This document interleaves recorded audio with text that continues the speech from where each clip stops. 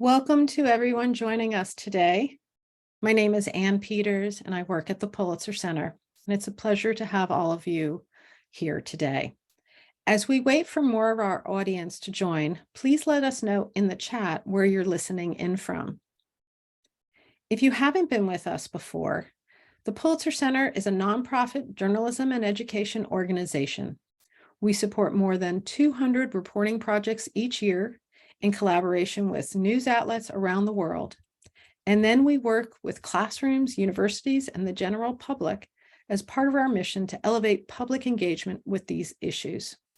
While we're based in Washington, D.C., our staff and our work are global.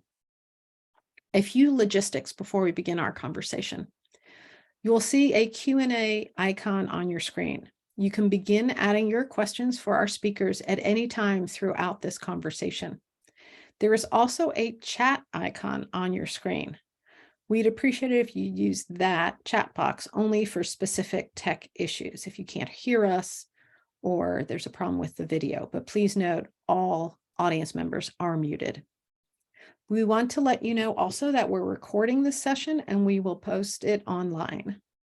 One other note, please stay with us a bit longer once this session ends to participate in a brief survey. For today's webinar on leading investigative newsrooms during wartime, Pulitzer Center Executive Editor Marina Walker-Guevara will be in conversation with Roman Anin, founder of the independent Russian outlet iStories, and Anna Babinets, Editor-in-Chief of Ukrainian investigative newsroom Slidstvo.info.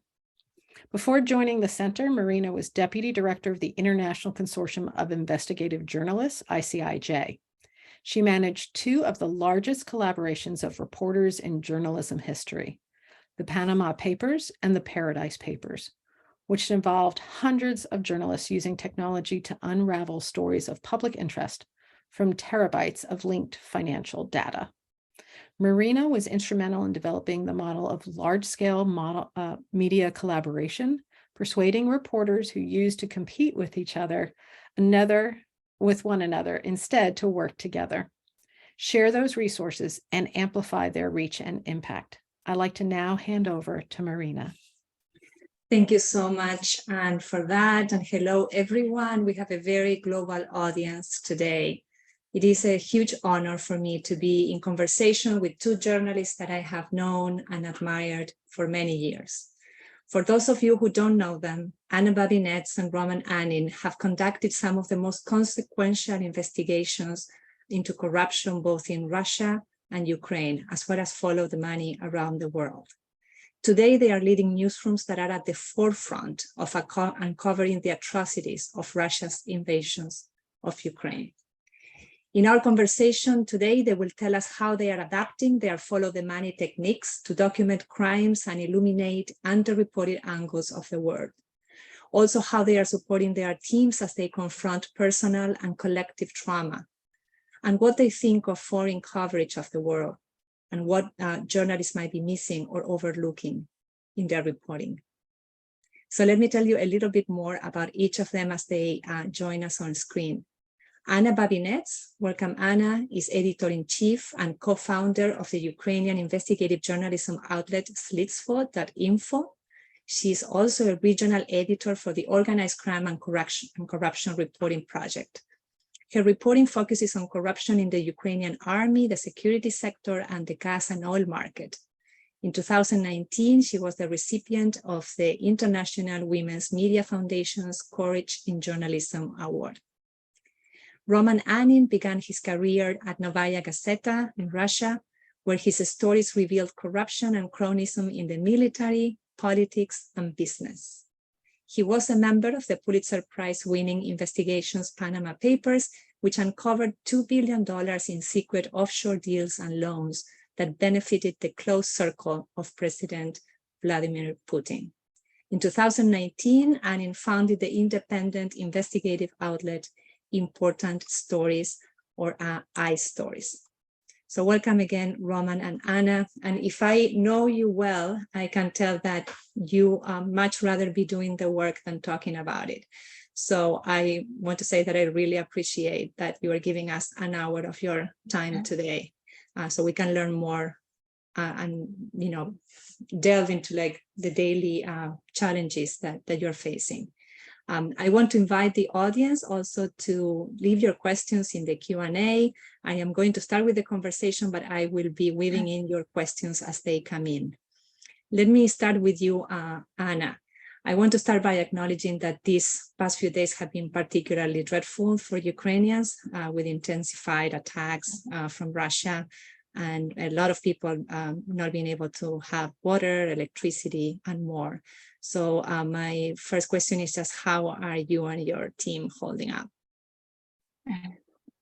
Hello. First of all, thank you for inviting. It's a big honor for me to talk to the audience and to tell about our experience. For Ukrainian journalists, it's really important to be listened by the world, and I always happy to share our experience. I would never wanted to share that kind of experience, but that's what we have. So yeah, almost every week we have rockets in Kiev, and every time, of course, it's stressful. Fortunately, in our office where we work, we have electricity. Sometimes we don't have, but we have generators. We were preparing pretty good before the war. OCCRP organization you mentioned, me and Roman work for this organization. They helped us a lot with preparing to the war. I think it was in January when we started to prepare. We bought vests, helmets, we bought generators, we bought everything for working in case war will happen. Our colleague from Bosnia, who was in occupied Sarajevo, she helped to make a list of needs. And sometimes when we were reading and when we were preparing, it was a lot of sometimes like ridiculous things we saw there, but we bought everything because it was written by experienced person. Thanks to them. And I think that when the war started, we were maybe the most, sorry, this is my cat. He wants to be part of conversation. His name is Icot, and he usually helps me with calls or Zooms. Yeah, so I think when the war started on February 24th, we were one of the most prepared media in Kiev. People from public broadcaster asked us to share some vests, some helmets, and we shared them. Yeah, and now when we have problems with electricity, we have generators, we have Skylink in our office, so we have internet. Of course, it's hard. Some of my colleagues don't have electricity for 20 hours per day. They have 3-4 hours and they have to work, to cook, to do everything for these 3-4 hours. It's pretty stressful, but we're still able to operate. All of our people, it's about 12 persons, sorry, all of us in Kiev, and we're traveling a lot around Ukraine, going to front line, but all operation, making video, editing stories. So we do it in office, so we're having editorial meetings.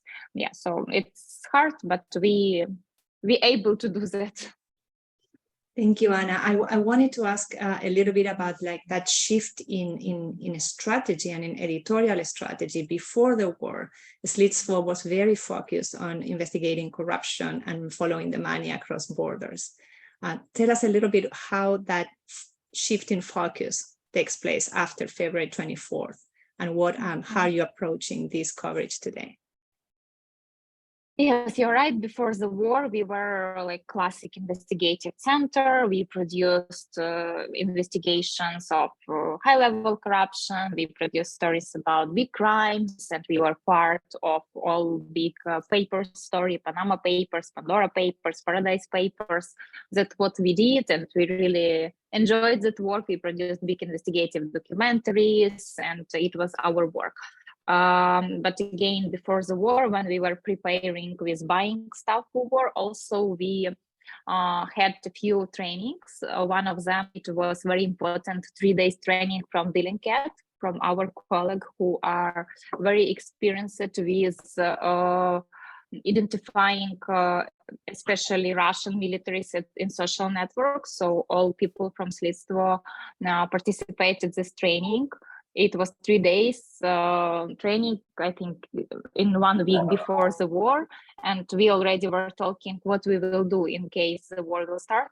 And we decided that we will focus on identification of Russian soldiers from social networks, because it's work we can do remotely if we thought that if we will not be able to be in Kiev. So we were prepared with that too. In the day when war started, we had very early morning, we had editorial meeting on Zoom.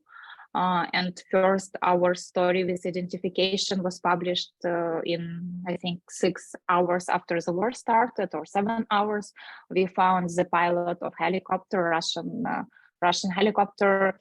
He was crashed next to Kiev, and we found pictures with his helmet. And for some numbers, we recognized him, the person, who was that, from what unit. So we published first story in the first day, and then we published every day. And now our focus is covering war crimes, full investigation now look like we try to find the place where crime happens, some villages around Kiev or around Ukraine.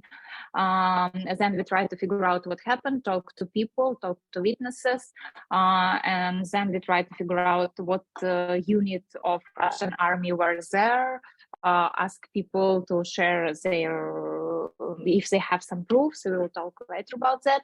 And then we try to find to make investigation from point A, the crime, and point B, it's the person or persons who did it. So this is like perfect investigation we can do. So mostly we focus on war crimes, and we also doing a lot of reporting from frontline, and we collecting proofs of war crimes, and this is our main focus now. Thank you, Anna. I want to talk more about these techniques, because it's really interesting how you are also crowdsourcing and working with citizens all across Ukraine to do this documentation. But let me bring Roman into the conversation. Roman, you started iStories in 2019 in part to open up a space to a new generation of investigative journalists in Russia. In 2021, if I'm correct, iStories was labeled a foreign agent, and your apartment was raided. There were really tough moments. At that time, did you take those moves by the Russian government as just more of the usual tactics of intimidation of journalists, or did you foresee that something bigger could be coming? Well, of course, we knew that something bigger would happen after we published the story about ex-son-in-law of Vladimir Putin, Kirill Shamalov. We knew that it would be a big story, and it was a big story. It was viewed by 3.5 million people on YouTube. It was read by more than 500,000 people on our website. And we were able to prove that his son-in-law got extremely rich. He became he became the youngest billionaire in the Russian Forbes list. And I mean, the way he got rich was very corrupt. He just, bought an asset worth $400 million for $100. And we used the leak from a source. These were emails, kept email of Shamalov himself. And when Vladimir Putin commented this story during his press conference, he said that, referring to us, that I know these guys who published the story. They work for Western intelligence services. Whatever they tell them, they publish. And I realized that we would have problems, because if a president, names somebody a spy, then it's a clear command to his own secret services to actually prove it. And I remember that I was talking to my ex-editor-in-chief, Dmitry Muratov, Nobel Peace Prize winner, and he said, look, you have about 3 or 4 months.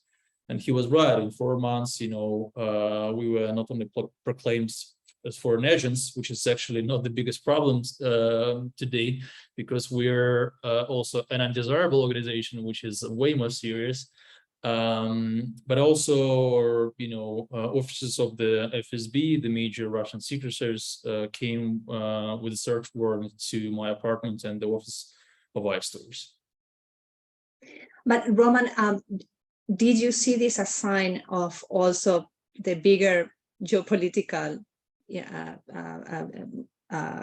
processes and that were about to unfold? You know, like, did you understand that Russia could probably be planning, you know, a major shift in their approach to Ukraine, to the world, as it happened? It was really difficult to believe, even despite the fact that many sources and insiders were actually telling us.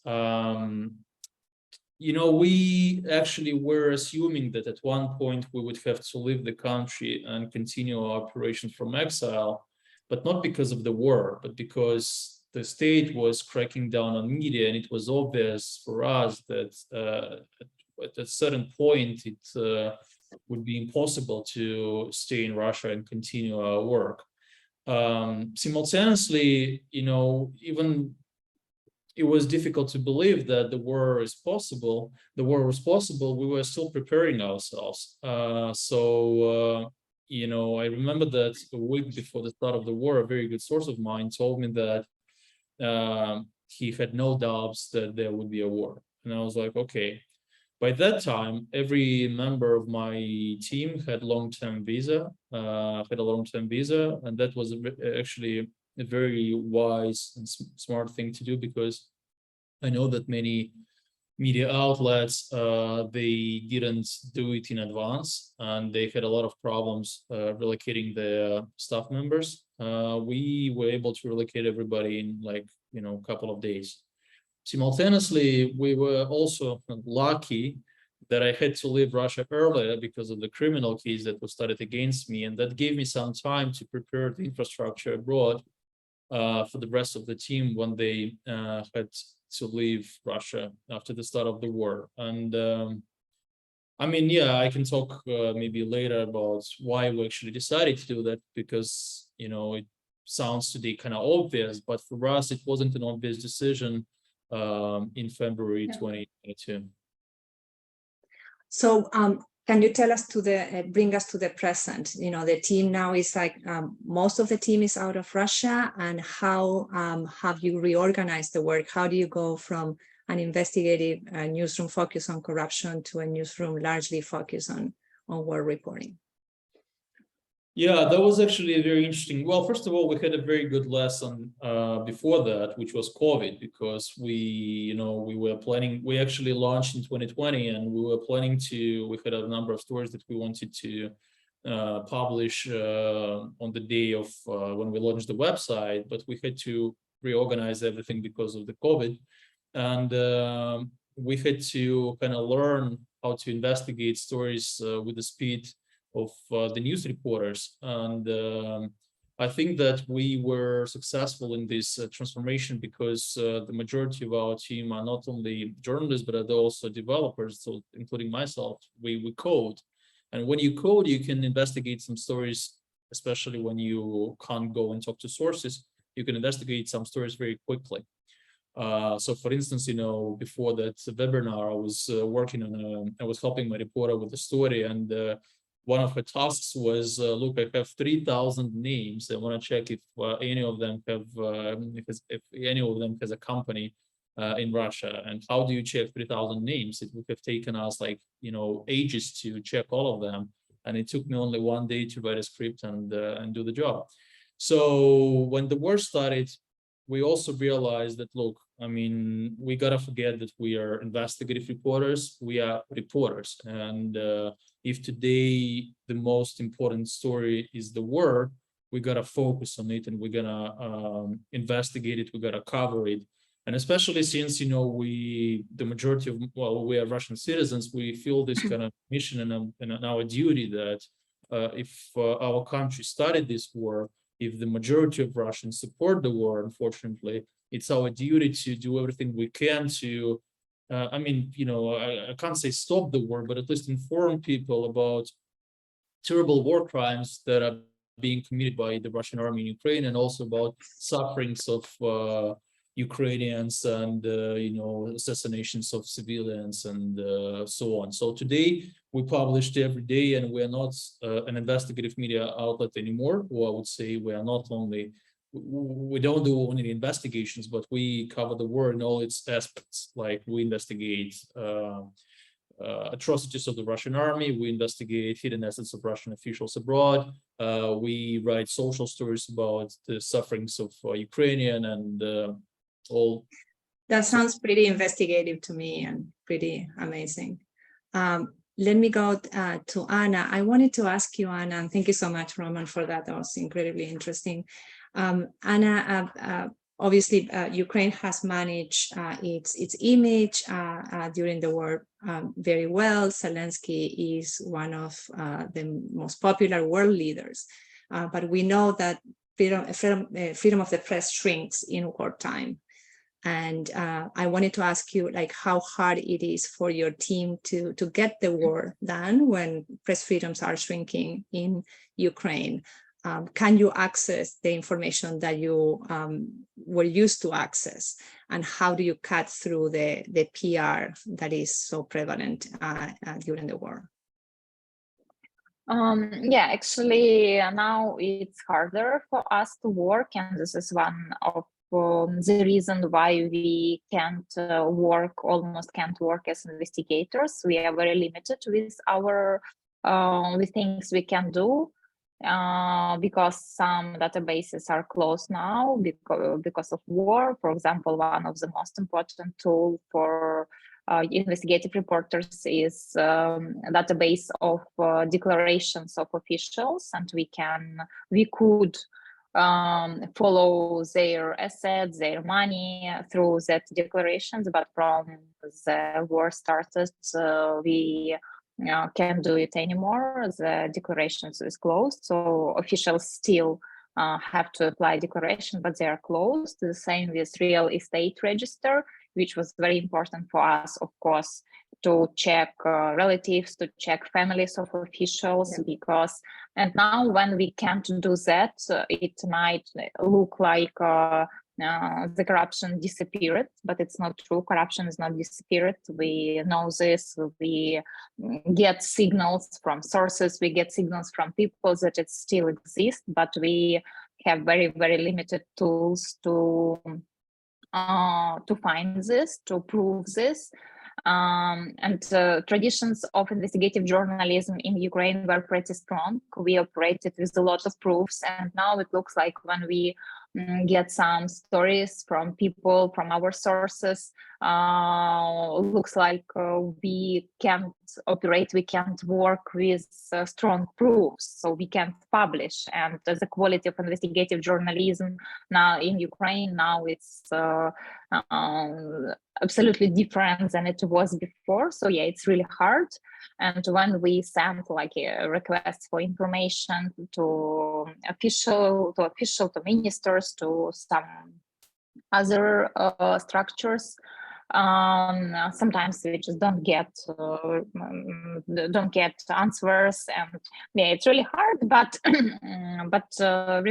war reporting is still possible for us, and identification is still possible for us. That's why we're focusing on that. But yeah, there are some problems, and I hope they will be solved.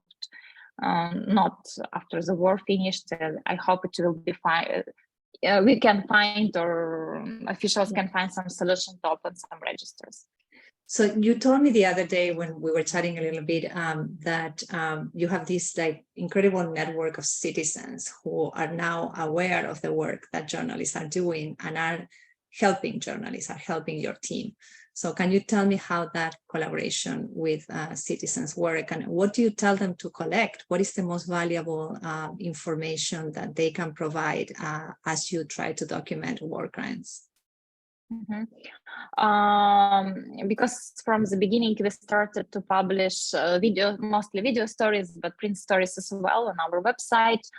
We publish stories from villages, from some cities, from towns which were occupied, and our journalists, right after it was celebrated, our journalists came there, talked to people, and they asked them, and still we do that, if they have any like real proofs of if Russians were there. In some places, people find like some lists of military units with names, with phone numbers, with some stuff like this. Sometimes they can find other proofs like helmets with names, and they send us pictures. Sometimes it's like some in one story we used it was some like documents written by hand by people, plans about shooting for some small villages, and our journalists went there, talked to people, and figure out that all this plan, which were planned by Russian militaries, it happened, and we proved what exactly happened there, who were there.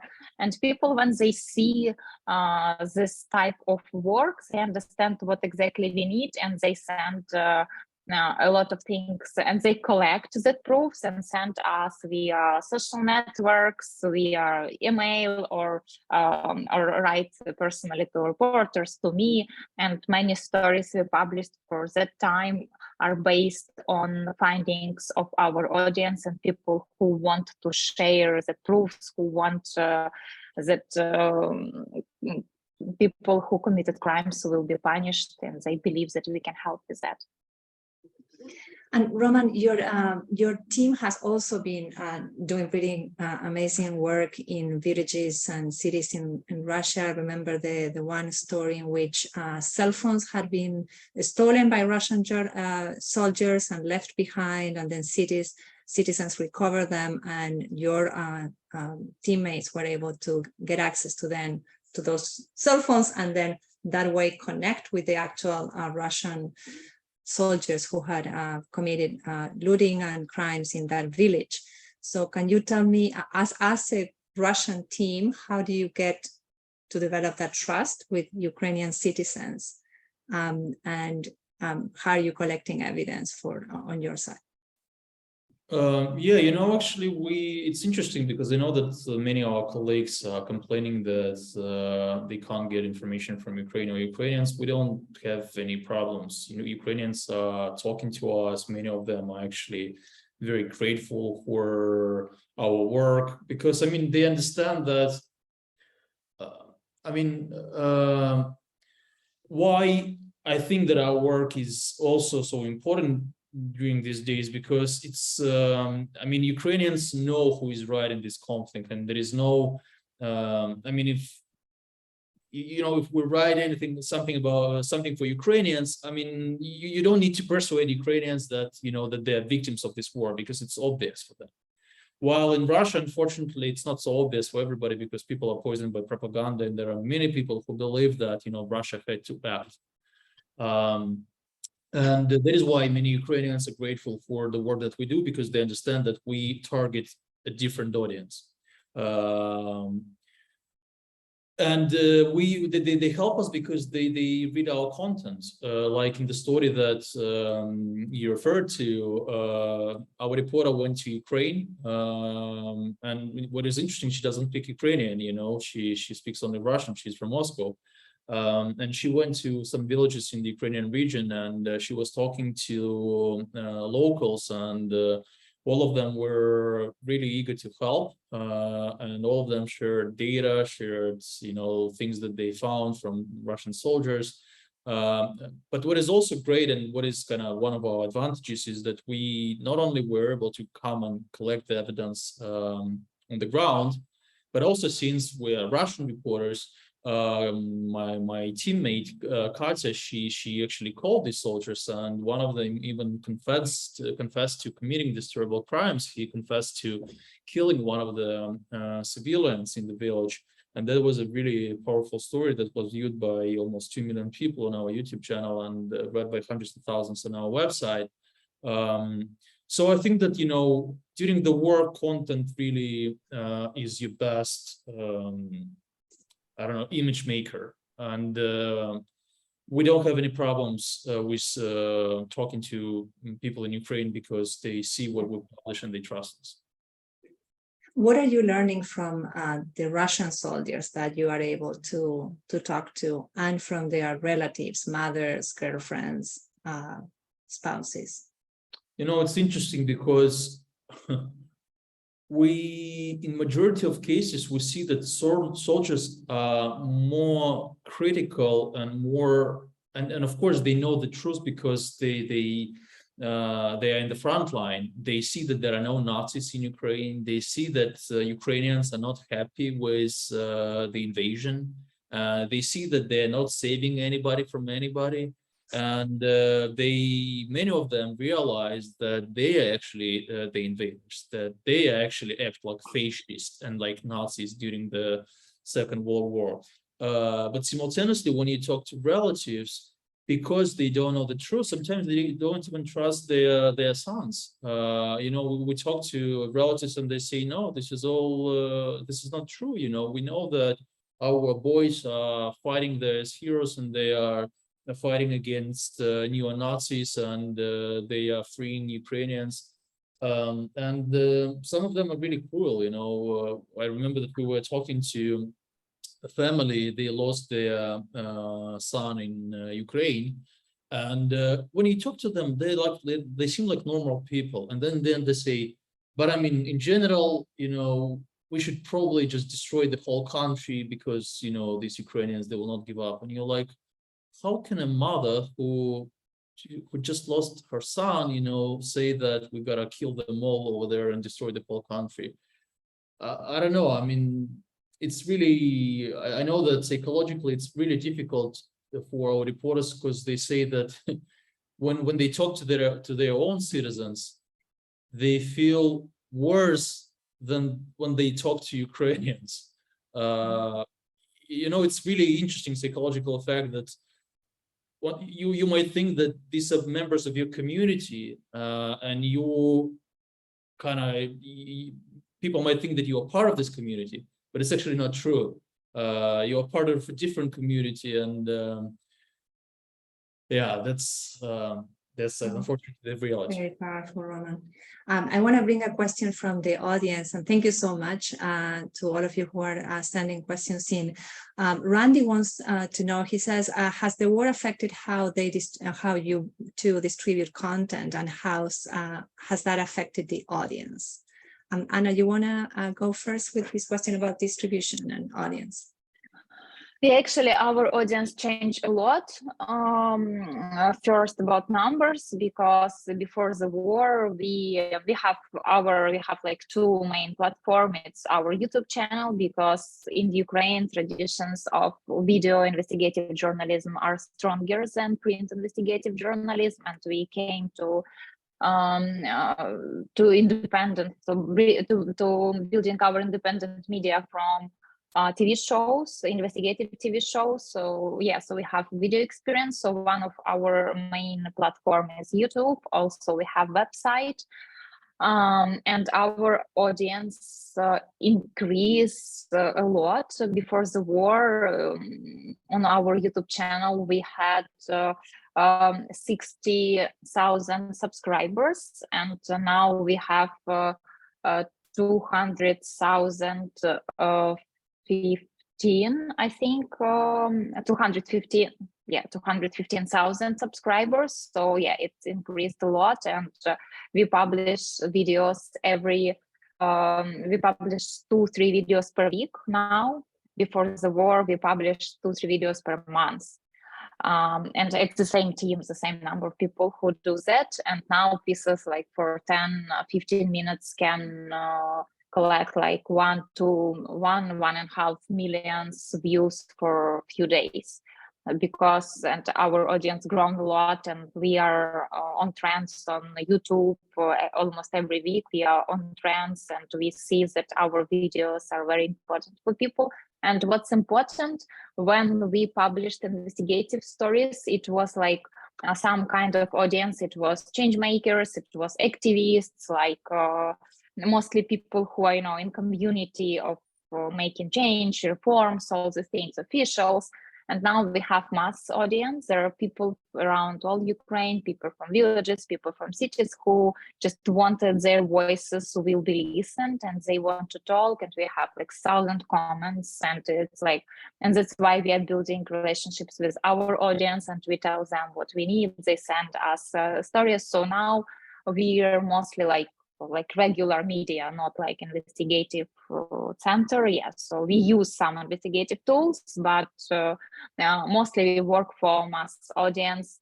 Yeah, but distributing, yeah, we distribute on YouTube. Before the war, we published 2 or 3 times per week. We published big investigative documentaries. We had a chance to work on them for 6 months or more, and public broadcasters published them.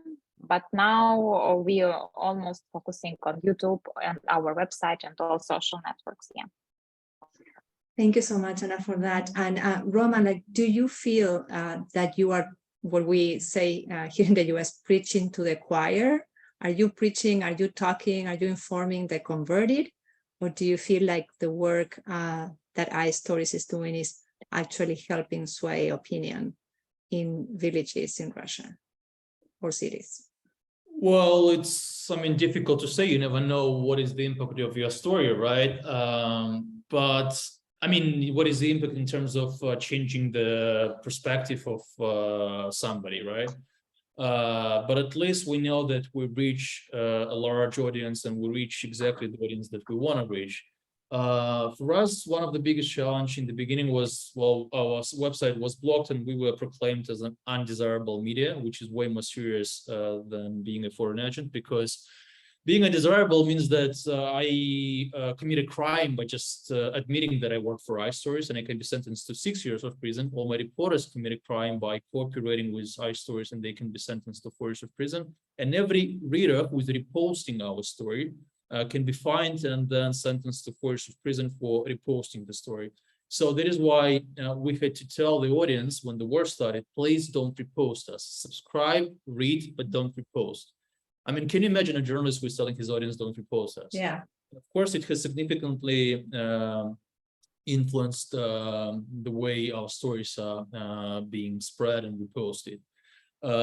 So we were thinking what is the best strategy to actually distribute our content, and we realized, let's focus on those platforms that are not yet blocked in Russia, and we focused on Telegram and YouTube. So YouTube is very popular, probably the most popular medium in Russia, as well as Telegram. And we started publishing more videos than we used to publish before the war. And some of the videos are really popular. So for instance, I mentioned the story about the Russian soldier. It was viewed by 2 million people. Then we did a story about relatives of Russian soldiers who died in Ukraine, and it was viewed by more than 6 million people, I think 6 and 2 million people. And what is more important is that 90% of these people come from the Russian regions. Wow. So only 10 or 15% come from Moscow and St. Petersburg, while the majority come from the Russian regions. For instance, the video that I'm mentioning about the relatives, it was viewed by 250,000 people from Irkutsk. It's 25% of Irkutsk, which is one of the biggest cities in Siberia. So I don't know whether people who watched it, changed their mind about the war, but I'm pretty sure that dozens or maybe hundreds or maybe even thousands of people actually at least, started to doubt the official version of propaganda, because a lot of readers actually were writing us messages saying that thanks to your video, I was able to persuade my brother not to volunteer, or my grandma, thanks to your video, she changed her mind about the war and she doesn't believe TV channels anymore. And this is only messages that we are getting from people. So I assume that there are more people who actually have similar stories. So to be honest, when we published these videos and when I saw the reach, that was the very first moment when I realized, okay, we probably made the right choice that when we decided to relocate the newsroom and work from exile. Because honestly, I don't believe in the journalism that is working from exile, in journalists that are working, that are not living in the country they write about. And I was really, I was really skeptical about our future. I'm still skeptical, to be honest, about our future, but I know that during the war, even if we shut down tomorrow, stories that we have already published were very important, and that was the right choice. That's great, Roman. Thank you. I want to lift a question from Ivan Weiss in the chat for Anna. Can you think of one story that you have worked on or your team that has been particularly meaningful, impactful, or surprising for you as a journalist or as a human being? Both. Actually, it's a hard question because the war is big bad surprise, and the stories which we have, which I edit every day, every week, there are so crazy stories. It's not possible to create stuff like we are working on in real life. It's not possible to create even in movies. We have a lot of tragedies, a lot of very confusing tragedies when former Ukrainians fighting with Ukrainians, so a lot of human stuff. So I will mention just one case, just only one story. I can say that it's like the best. It's just what's in my brain now. So it was a story about 18 years old girl from Kherson region, which was occupied, and she moved to different region, to safe place in Ukraine. And what she did, she used application for dating. And in this application for dating, she was hunting for Russian soldiers. And she asked them to use pictures with her, to tell her where they are, and they collected all this information, and she sent everything to us. And she asked us to help to recognize the geolocation, who are that people, and we recorded her, of course, anonymously. We didn't show her face, and she told us that it's what she, 18 years old girl, can do for women in this war.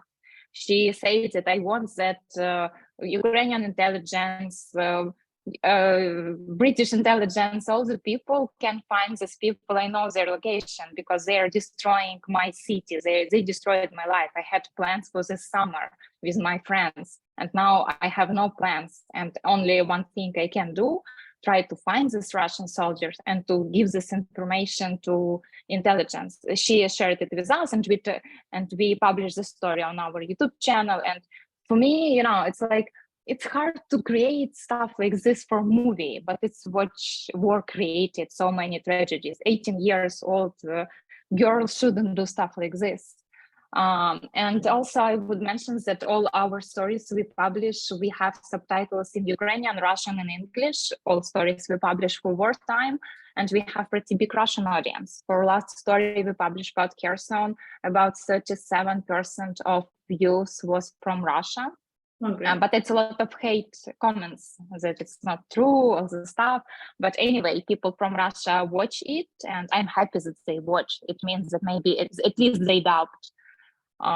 So about impact, I can mention only one thing, that when we started to identify published stories in spring, prosecutors and other official investigators in Ukraine asked us to help with our findings, and they asked my journalists to train them how to look information about Russians in social networks, because it's first time for Ukrainian official investigators.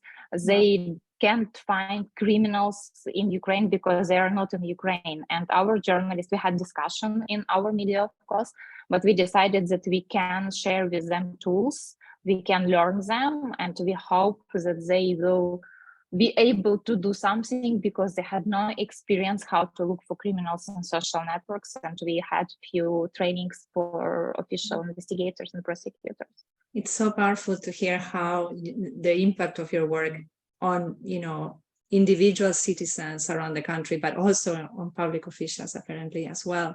And where do you draw the line in your partnerships and collaborations, Anna? Because I imagine there are so many groups that are documenting crimes, from NGOs to intelligence agencies, governments, and others, tribunals.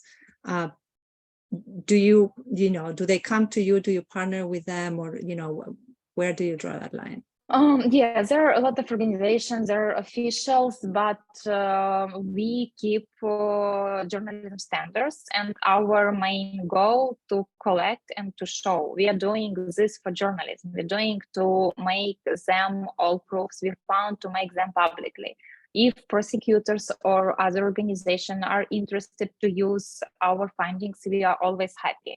But sometimes when prosecutors asked us, call me and ask to share some sources or to share people who shared information, I never do it without permission of that people, because we understand that it's a war, but people trust us. I'm not sure they trust all prosecutors. I haven't had discussion with some prosecutors. I told them that you are able to do some work and to find this person. It's not very hard. You just want to use our work. But that people didn't give us permission to share it with you. So yeah, we always happy if someone use our information, but we are pretty strong with protecting of people. And also there are many international journalists and organizations who just come to us and interview journalists and tell about our work, and we are happy to share experience and show what we are doing. But our way is journalistic way, and we keeping this pretty strong. And you mentioned also journalists, and I wanted to ask both of you, what is your opinion of the coverage that you see from journalists from other countries? What are the stories that are probably, or the angles that journalists are missing, or maybe even misrepresenting, or getting right? Roman, you want to go? Well, I mean, I don't like to, how can I talk about the work of our colleagues from other countries, especially since the majority of international media outlets, they have reporters in the front line and in Ukraine. Well, we as Russian journalists, unfortunately, these days we can't enter Ukraine. After Ukraine, imposed visas, we just can't get them, and we can't enter. Before that, Katya our reporter was there, and she did a great job. Yeah, I mean, really, I have nothing to say. We quote a lot, media outlets like Reuters, Guardian, and others. I think they do a great job. Anna, what do you think about the coverage you see? In the beginning, it was a little bit terrible. I'm trying to find the word, because a lot of journalists came to Ukraine, and it was like mostly news journalists, and there was a lot of journalists from international media who used to work in Russia, and they didn't understand the context of Ukraine. And it was, I understand this, because if there are news journalists, they just came, and sometimes they even couldn't figure out this difference between Ukrainian and Russians. Yeah, I don't blame them, because it's very long history, and many Ukrainians just now discovered that for them that it didn't start 9 months ago. We are fighting for our independence for 300 years. Every time when Ukraine tried to be independent country, Russia attacked us, Russian Empire or Russia. So it was for a long time. So in the beginning, I saw that it was a lot of stories, and many Ukrainian journalist officials saw a lot of stories without context. But now, actually, I'm happy the Washington Post, the New York Times, they opened their offices in Ukraine. They have a lot of journalists. I met with them, and they have good Ukrainian fixers, good Ukrainian journalists who work with them. And now it's improving. It's much, much better. And I'm very happy that there are a lot of international journalists here. I always happy to cooperate, to help, because it's very important that the war in Ukraine will be in headlines, in all evening news, because after, if international media will not cover this war, it will be really, really, we will fight only with Russia, and it will be very, very bad for us. As you know, I think maybe people know, there was some scandal last week with canceling accreditations for CNN and Sky News, but as I know, it will be fixed As I know, it was some talking in office of president, because it was like, because journalists of CNN and Sky News and some Ukrainian journalists came to Kherson like without permission. But it's actually a very confusing way now of permission when some regions are liberated. It's always complicated rules how to come there. It's already a front line or not front line, it's free city or not. And it was big scandal, and I was pretty active with that because I was waiting for my accreditation for 4 months for working on war. I'm working as Ukrainian journalist 20 years, yeah. And security service was checking me for 2 months. Like I'm Russian journalist, sorry. Yes, this was a little bit funny. Unfortunately, all my reporters have accreditation, but I was waiting for mine for 4 months. So it's a little bit complicated, and it was very bad from Ukrainian authorities to cancel this accreditation. And now they realize that, and they try to fix it. It will be fixed, I'm sure, because it's very, very important for us. Of course, their work are not perfect, and our work are not perfect. We are in the war.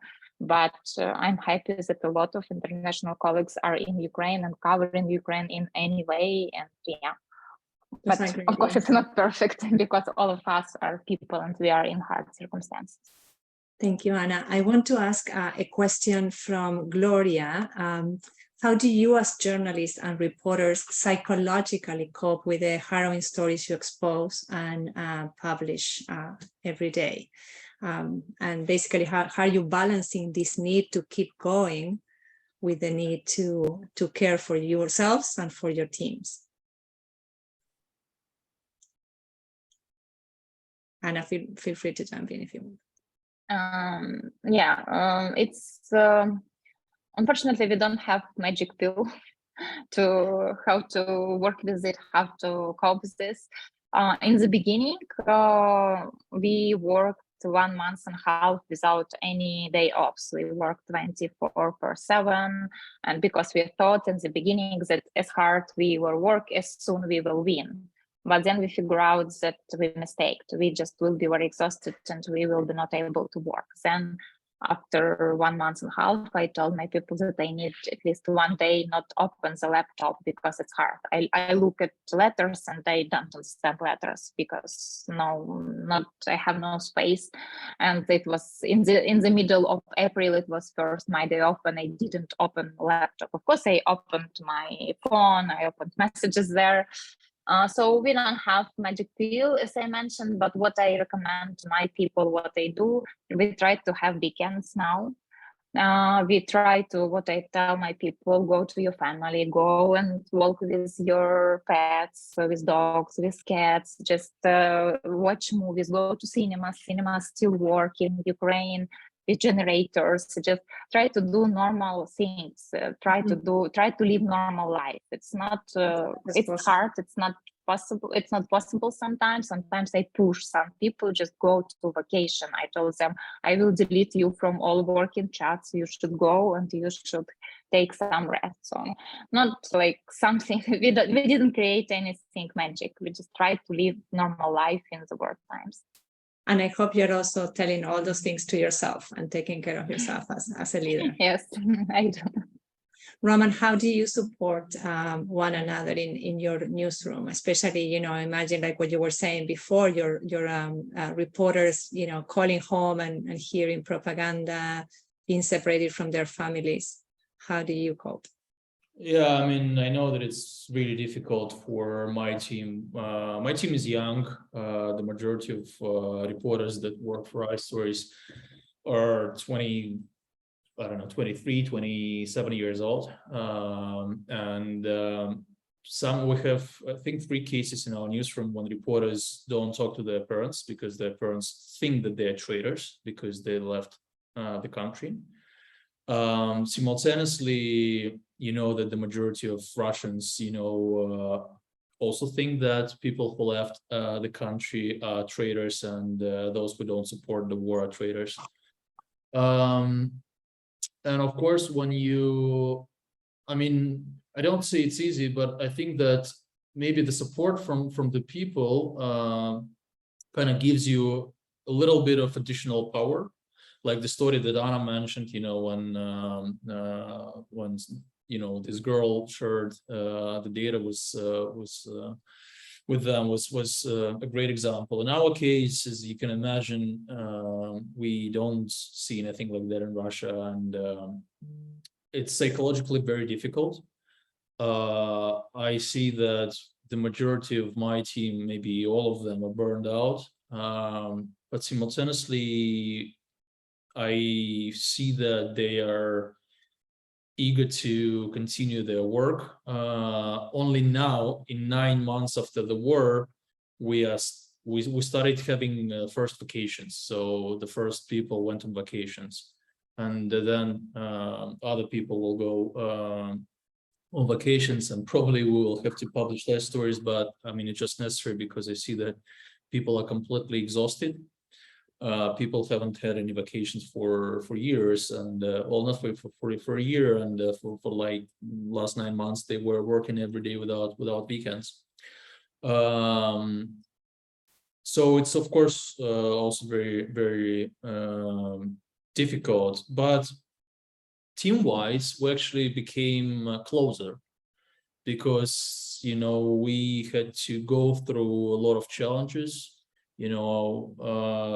Like moments when I had to rent a minivan and drive 24 hours to the border with Russia, between Russia and Latvia, and wait there for 9 hours on the border, waiting for my colleagues without any cell phone mobile connection. And I was sure that they would be arrested. And then, when I met them finally, I was very happy, with their dogs, and we drove 24 hours back.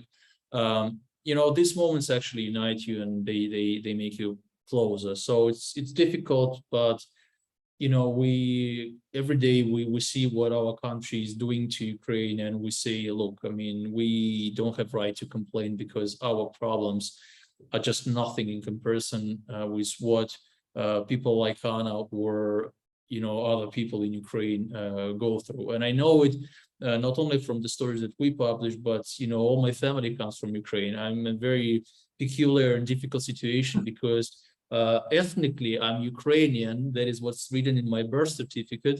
I was born in Moldova, but I am a citizen of Russia. Wow. And all my family is actually from Ukraine, and I have relatives in Irpin, in Odessa, in Kharkiv, in Sumy, you name them, in Kaniv, and I know from them what they are going through. I was just talking yesterday to my uncle, and the guy sitting with his daughter and his wife without electricity, and it's tough. So we don't have right to complain, and we will somehow solve our burnout problems. Thank you, Roman. I have one more question, and then I want to end up with the two of you asking a question to each other, or maybe just saying something to each other. But my final question is, if people in the audience would like to help Slidstvo and iStories contribute in some way to the work that you're all doing, what would be the most valuable thing or most useful thing they can do to help your organizations? And of course, donations are welcome, and I imagine can be done through your websites. But what else, Anna? Yes, donations. We have Patreon. We have our page on Patreon platform, and we have some members who help Slidstvo.info. It helps us because, for example, in the beginning of the war, we didn't have our own car, and it was very hard to find drivers who were brave enough to close the front line or to places which were just liberated. And thanks to people from Patreon, we were able to bought old car, but we have our own old car, and we are free to go everywhere, and we don't need to do this logistics. So we very thankful that people help and support us.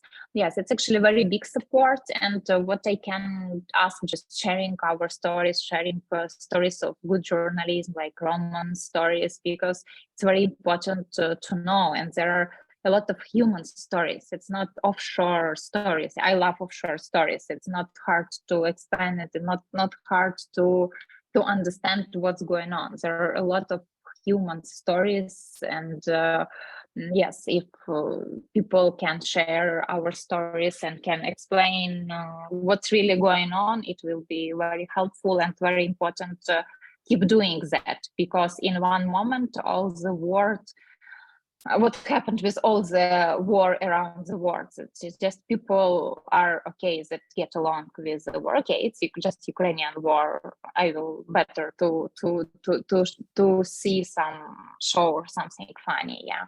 But it's still the days when a lot of people are dying, and it's very important. Don't forget about that. And there are many good media which covers this, and it's very important. Don't forget about war in Ukraine and share stories. Thank you, Anna. Roman, how can people help iStories? Same here. I mean, donate and share and donate. Maybe sharing is even more important, because the more people know, the more people know what's going on there, the more people pay attention to the war. I completely agree with Anna.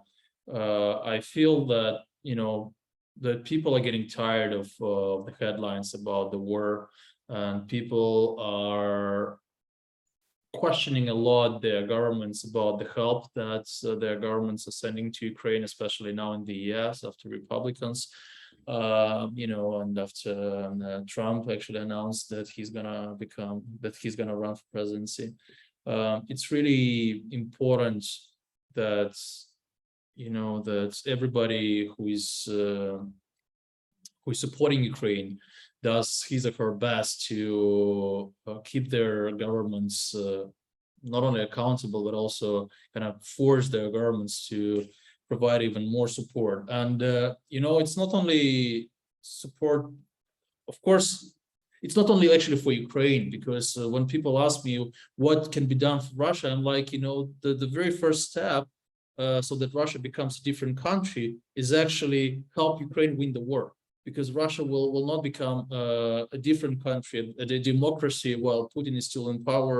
And the only way to actually change the country and make it a better place and a safer place is actually stop the war on Ukrainian terms. Thank you, Roman. Final words, Anna. Words for Roman. Roman, words for Anna. Actually, we communicate a lot with Roman, so I mean, we can tell each other everything we want to tell, I think. And I just remember that in a week or 2 weeks before the war, we called each other. I don't remember. I called Roman, or he called me, and I asked him the same question you asked. I asked him, "What do you think if the war will starting? Should we prepare?" Because I trust Roman, and he told me that he thinks that it will start. So, I mean, I hope that one day Putin's Russia will not exist, and we as Ukrainian journalists will have to build great independent journalism to Russian colleagues, because we built independent journalism here for the last 9 years, and it works pretty good. And I think it will be a lot of problems in Russia after Putin, because independent, strong media is very important part. And if we can help somehow train Russian journalists, I don't know, we will always happy to do it, because it's very important to build independent media. Thank you, Anna. Roman, final words for Anna, and we I can just say that I admire, Anna's work and the work of their team, and their courage, and the courage of Ukrainian journalists and all Ukrainians, because some of our friends, journalists, are actually in the front line, and they decided that these days, it's more important to be soldiers than journalists. And I really admire this courage and this decision. So I can just say that, you guys, the real heroes, and we'll do our best to let people everywhere, but especially in Russia, know the truth about the war and know about you and your work. Anna and Thank you. Roman, thank you so much for being with us today. We have learned a lot. Thank you for your courage, both of you, and thank you for your leadership. And on to you. Thank you. Thank you, Marina. And thank you, Roman and Anna, for taking time out of your very, very busy schedules. And it is so important to hear about your critical independent reporting. We really are thankful for your time with us and for the work that you do. And thank you also to our audience and for the questions you posed. I know we didn't get to all of them, but glad that we can at least get some of those to Roman and Anna. We appreciate all of you. And for those in our audience who are able, you heard from Roman and Anna what you can do to support their work. Please also consider becoming a Pulitzer Center champion to support our work as well. And finally, a survey will follow at the end of this webinar. We appreciate if you could take some time to learn. We're eager to learn about your thoughts on this webinar and to help us improve our events overall. Thank you again for joining us today, and goodbye for now.